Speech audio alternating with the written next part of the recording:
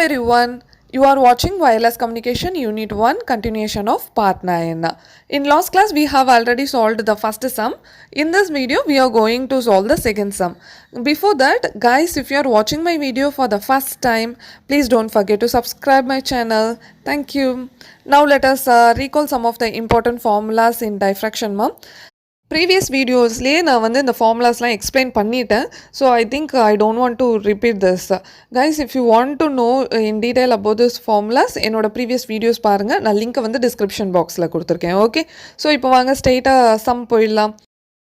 given transmitter power 10 watt, transmitter gain 10 dB, received gain 3 dB and system loss factor L வந்து 1 dB கொடுத்துருக்காங்க. Okay, and frequency 900 megahertz கொடுத்துருக்காங்க. F is 900 megahertz. Okay, compute the received power for the knife edge geometry. அதாவது diffraction நடந்தால் உங்களுக்கு எவ்வளோ amount of power receive ஆகுங்கிறத first நீங்கள் calculate பண்ணணும். Second, compare this value with the theoretical free space received power.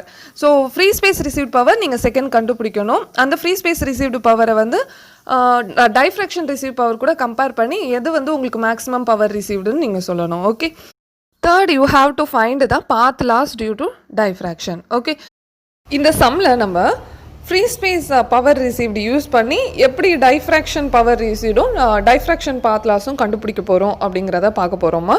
Okay, first, let us see the formula to calculate the power received in knife edge. The power received in diffraction, that is knife edge, is equal to power received in free space. Free space la evlo amount of power receive agudhu plus gain produced in diffraction, GD in diffraction. Okay, இது ரெண்டுத்தையும் நீங்கள் plus பண்ணிங்கன்னா உங்களுக்கு power received இன் diffraction டோட்டலாக உங்களுக்கு கிடைக்கும். ஓகேம்மா, அப்போ ஃபஸ்ட்டு நமக்கு என்ன வேணும்? Power received in free space வேணும். ஆல்ரெடி செகண்டில் வந்து கம்பேர் பண்ணுறதுக்கும் நமக்கு இதுதான் தேவைப்படுது. ஸோ இப்போ நீங்கள் கண்டுபிடிக்கிற வேல்யூவை நீங்கள் செகண்ட் இதுக்கும் யூஸ் பண்ணிக்கலாம். ஸோ இப்போ வாங்க ஃபார்முலா பார்க்கலாம். Power received at a distance D equal to PT GT GR lambda square divided by 4 pi the whole square D square L. இதுதான் வந்து ஃப்ரீ ஸ்பேஸ் ப்ரொபகேஷன் மாடலில் நம்ம பார்த்த power received in free space. Okay, இப்போ வேல்யூஸ்லாம் இதில் substitute பண்ணுங்கள். PT equal to 10 watt, வாட்டில் தான் இருக்குது. ஸோ நீங்கள் வாட்லேயே சப்ஸ்டியூட் பண்ணிடலாம். GT 10 dBன்னு கொடுத்துருக்காங்க. ஸோ டிபி வந்து நீங்கள் ரிமூவ் பண்ணி தான் சப்ஸ்டியூட் பண்ணணும். ஏன்னா நம்ம இங்கே வந்து டிபியில் கால்குலேட் பண்ணல, பவர் ரிசீவ்ட் இன் வாட்டில் தான் கால்குலேட் பண்ணுறோம். ஸோ எல்லாமே வந்து வாட்டில் இருக்கணும். ஸோ டிபியில் கொடுத்துருக்கிறத வந்து ஆன்டிலாக் எடுத்து வாட்டில் கன்வெர்ட் பண்ணிவிட்டு அதுக்கப்புறம் சப்ஸ்டியூட் பண்ணுங்கள். ஓகேம்மா, ஸோ இப்போ வாங்க 10 to the power of given number divided by 10 divided by 10 உங்களுக்கு வேல்யூ வந்து 10 தான் வரும். So GR equal to 3 dB கொடுத்துருக்காங்க. 10 to the power of 3 divided by 10ன்னு வரும். அப்போது 1.99 வருமா, ரவுண்ட் ஆஃப் பண்ணி நான் 2ன்னு எழுதுகிறேன். Okay, then L is equal to 1 dB கொடுத்துருக்காங்க. 10 to the power of 1 divided by 10 value வந்து 1.259 வரும். ஓகே, தென் லாம்டா கண்டுபிடிக்கணும். Lambda is equal to C by F. C is the velocity of the light, 3 into 10 to the power of 8 divided by F கொடுத்துருக்காங்க 900 into 10 to the power of 6. Solve பண்ணிங்கன்னா 0.333 மீட்டர்னு வரும். Okay, so பிடி GT GR lambda கண்டுபிடிச்சிட்டோம். D distance வந்து இங்கே வந்து total distance between transmitter and receiver. So total distance 3 kilometre plus 2 kilometre gives your total distance 5 கிலோமீட்டர்னு வரும். மீட்டரில் கன்வெர்ட் பண்ணி இந்த எல்லா வேல்யூஸும் நீங்கள் இப்போ இதில் சப்ஸ்டியூட் பண்ணுங்கள். சப்ஸ்டியூட் பண்ணி சால்வ் பண்ணிங்கன்னா உங்களுக்கு ஃபைனல் வேல்யூ வந்து 0.0000000044 வருமா. இப்போ இதை சிம்பிளிஃபை பண்ணுறதுக்காக 4.4ன்னு எழுதுகிறேன். ஒரு 9 டிஜிட்ஸ் நான் வந்து இப்போ பேக்கில் தள்ளி வச்சனால 10 to the power of -9 எழுதுகிறேன். ஓகேம்மா, ஸோ யூனிட் வந்து watt. Next I have to find gain in diffraction. இப்போ power received in free space கண்டுபிடிச்சாச்சு. இதே மாதிரி இப்போ அடுத்தது என்ன கண்டுபிடிக்கணும்? கெயின் இன் டைஃப்ராக்ஷன், GD கண்டுபிடிக்கணும். இது ரெண்டுத்தையும் ப்ளஸ் பண்ணால் தான் எனக்கு total power received in diffraction கிடைக்கும். ஓகே, ஸோ இப்போ வாங்க டைஃப்ராக்ஷன் கெயின் இன் டைஃப்ராக்ஷன் கண்டுபிடிக்கலாம். கெயின் இன் டைஃப்ராக்ஷன் கண்டுபிடிக்கிறதுக்கு எனக்கு என்ன வேல்யூ வேணும்? Kirchhoff diffraction parameter V value வேணும். Because நம்ம ஆல்ரெடி படிச்சிருந்தோம் இந்த 6 formulas இருக்கு. இந்த 6 formulasல எந்த formula choose பண்ணுங்கிறது depending on the value of Kirchhoff diffraction parameter V. So first V கண்டுபிடிச்சாதான் நம்ம இந்த gain வந்து calculate பண்ண முடியும். இப்போ இந்த gain V கண்டுபிடிக்கிறதுக்கு வந்து நமக்கு ரெண்டு formulas இருக்கு. One in terms of H height, another one in terms of alpha னு படிச்சிருந்தோம். இந்த டயக்ராம் பாருங்கம்மா, டிரான்ஸ்மிட்டர் அண்ட் ரிசீவர் வந்து ஈக்குவல் ஹைட்டில் கொடுத்துருக்காங்களா? டிரான்ஸ்மிட்டரும் ரிசீவரும் இல்லை, வேறு ஹைட்டில் இருக்குது. அப்போது ஈக்குவல் ஹைட்டில் இல்லை அப்படின்னா நம்ம h formula, height formula use பண்ண முடியாது, அல்ஃபா ஃபார்முலா தான் யூஸ் பண்ண முடியும். So alpha into square root of 2 times of d1 d2 divided by lambda into d1 plus d2. இதில் d1 கொடுத்துருக்காங்க, d2 கொடுத்துருக்காங்க, லாம்டா வச்சு கண்டுபிடிச்சிட்டோம். அல்ஃபா மட்டும் இப்போ நம்ம கண்டுபிடிக்கணும்.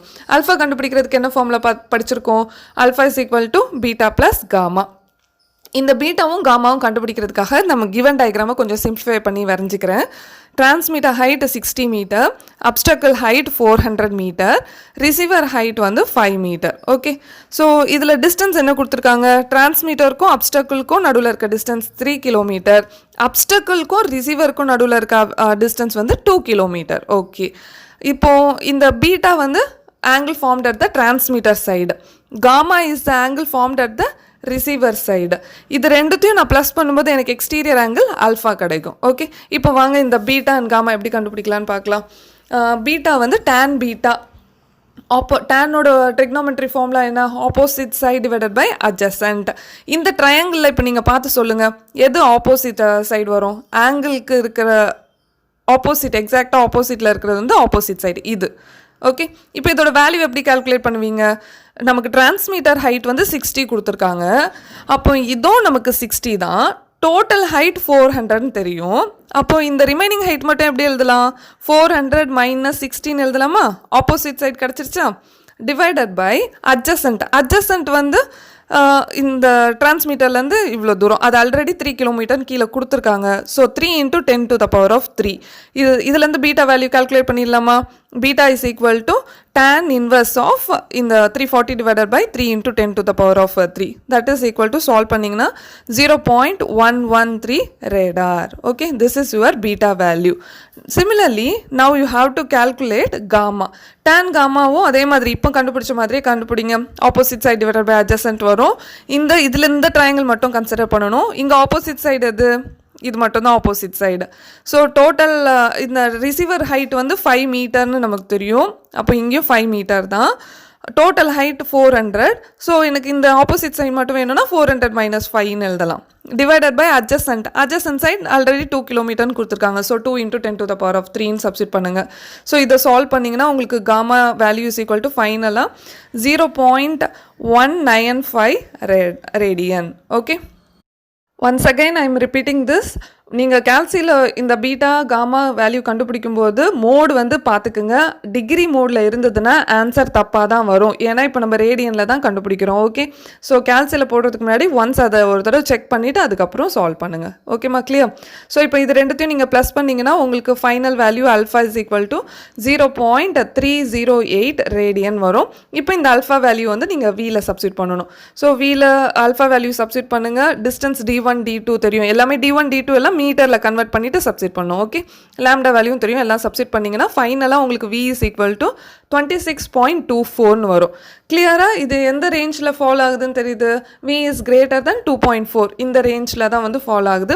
So your formula to calculate the gain is equal to 20 log of 0.225 divided by V. இந்த ஃபார்முலா தான் நம்ம யூஸ் பண்ண போகிறோம். ஓகேம்மா, ஸோ இதில் V வேல்யூவை சப்ஸ்டிட் பண்ணுங்கள். 20 log of 0.225 டிவைடட் பை 26.27. இதை சப்ஸ்டிட் பண்ணிங்கன்னா உங்களுக்கு கெயின் வந்து -41.34ன்னு வரும்.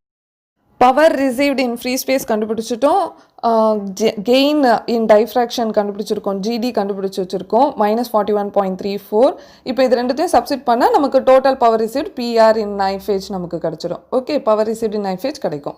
இதில் பாருங்கள், இது ரெண்டுத்தையும் நீங்கள் டேரெக்டாக ப்ளஸ் பண்ண முடியாது. பிகாஸ் பவர் ரிசீவ்ட் வந்து வாட்டில் இருக்குது, கெயின் வந்து டிபியில் இருக்குது. ஸோ எய்தர் ஏதாவது ஒன்று வந்து நீங்கள் வாட்டில் கன்வெர்ட் பண்ணணும், இல்லை வந்து டிபிக்கு கன்வெர்ட் பண்ணணும்.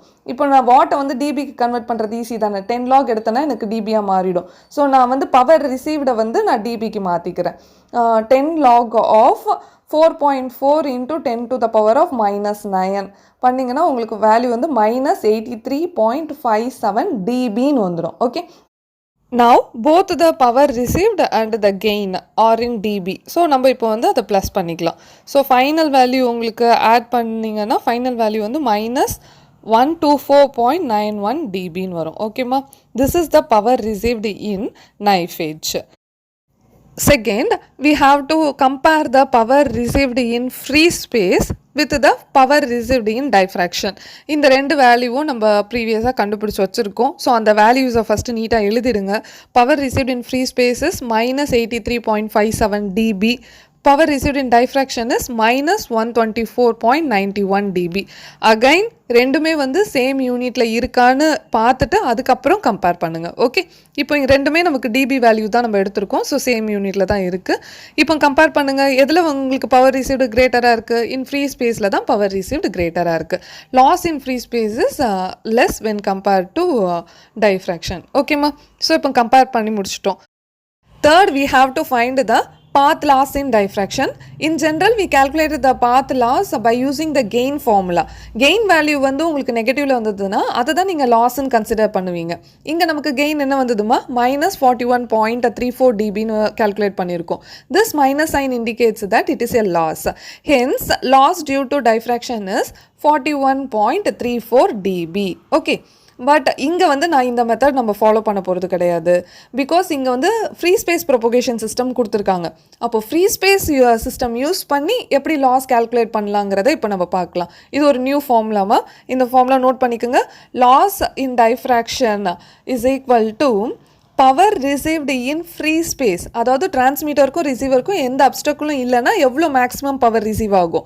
Power received in free space minus power received in diffraction. டிரான்ஸ்மிட்டருக்கும் ரிசீவருக்கும் நடுவில் அப்டக்கிள் இருந்ததுன்னா எவ்வளோ பவர் ரிசீவ் ஆகும்? இது ரெண்டு வேல்யூம் சப்ராக்ட் பண்ணால் you will be getting the loss. Okay, power received in free space -83.57 dB minus of power received in diffraction வந்து -124.91 dB. Minus into minus plus ஆகிடும். So -83.57 plus 124.91 dB. இதை சப்ராக்ட் பண்ணிங்கன்னா உங்களுக்கு ஃபைனல் வேல்யூ வந்து 41.34 dBன்னு கிடைக்கும். Okay, இது வந்து உங்களுக்கு ஒரு ஃப்ரீ ஸ்பேஸ் சிஸ்டம் கொடுத்து அதிலிருந்து பாத் லாஸ் இன் டைஃப்ராக்ஷன் கண்டுபிடிக்க சொன்னாங்கன்னா இந்த மெத்தட் ஃபாலோ பண்ணுங்கள். அதர்வைஸ் நம்ம ஜென்ரலாக எப்போவும் கண்டுபிடிக்கிற மாதிரி கெயின்லேருந்து நீங்கள் கெயின் கண்டுபிடிச்சி அதுலேருந்து நீங்கள் லாஸை சொல்லிடலாம். ஓகேம்மா, ஸோ டைஃப்ராக்ஷன்லேருந்து இந்த ரெண்டு மாடல் சம்ஸ் தான் நமக்கு ரிப்பீட்டடாக வந்து செமஸ்டரில் கேட்டுட்ருக்காங்க. ஒன்று வந்து ஃபஸ்ட்டு மாடல் டைரெக்டாக உங்களுக்கு ஒரு டைஃப்ராக்ஷன் சிஸ்டமே கொடுத்து உங்களுக்கு பாத் லாஸ் கால்குலேட் பண்ணுறது. செகண்ட் மெத்தட் வந்து இன்டைரக்ட் மெத்தட். இப்போ நம்ம பார்த்தோம் இல்லையா, ஒரு ஃப்ரீ ஸ்பேஸ் சிஸ்டம் கொடுத்து அந்த சிஸ்டமில் இருந்து நீங்கள் வந்து பாத் லாஸ் இன் டைஃப்ராக்ஷனாக இருக்கட்டும் இல்லை பவர் ரிசீவ் இன் டைஃப்ராக்ஷனும் நீங்கள் கால்குலேட் பண்ணுறது. ஓகே, இந்த ரெண்டு மெத்தட் நல்லா கிளியராக அண்டர்ஸ்டாண்ட் பண்ணிக்கோங்க. இது தவிர உங்களுக்கு வேறு ஏதாவது டவுட்ஸ் இருந்ததுன்னா are you wanted to solve any other problem, வேறு ஏதாவது சம்ஸ் நான் சால்வ் பண்ணணும்னு நீங்கள் நினச்சாலும் this is my mail ID. இந்த மெயிலுக்கு நீங்கள் உங்களோட டவுட்ஸ் ஆர் சம்ஸ் நீங்கள் வந்து சென்ட் பண்ணுங்கள். Surely I will be replying to you. Okay, thank you for வாட்சிங் the video. All the best.